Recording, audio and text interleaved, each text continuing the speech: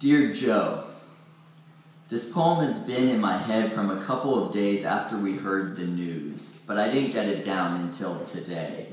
Didn't write the words that I heard in my mind because I didn't want to believe it was real. Didn't want to admit to myself that I had to feel in order to heal.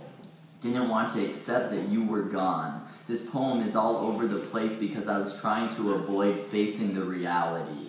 But there is no denying that the fact that this world has been off a little bit since you left it. We just want our friend back. As we rack our brains trying to wrap our heads around this fate, as we deal with the inane and try and free ourselves from this inextricable pain, as pressure mounts and builds, we are distraught, fraught by attempts to change the past when we know it was all for naught.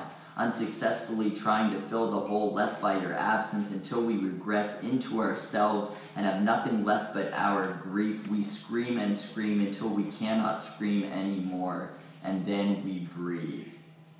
You were one of the best people I knew. From the first day I met you, you were a true friend, always there for others, understated and humble. You never acknowledged your skills, never flaunted your accomplishments. You brushed off hardships and heartbreak like few people I have known, and you showed us how to take everything in stride. If only you were here now, to help us through this, to help us make sense out of this capital offense, to help us make amends with our Maker for taking you away. Some say that as we approach the pearly gates, we are asked 7 questions that determine whether or not we will make it into heaven. When you approach the gates and they are getting ready to decide your fate, do not be humble. You stand up for yourself, Joe.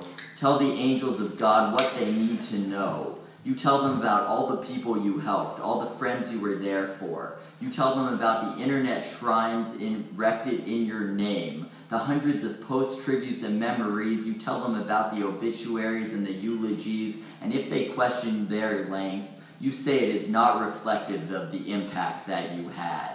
That if they had given you more time, the articles in your memory would have had exponentially more lines. You tell them about this poem, this night, this tribute to your life, about how even in death you are still bringing people together.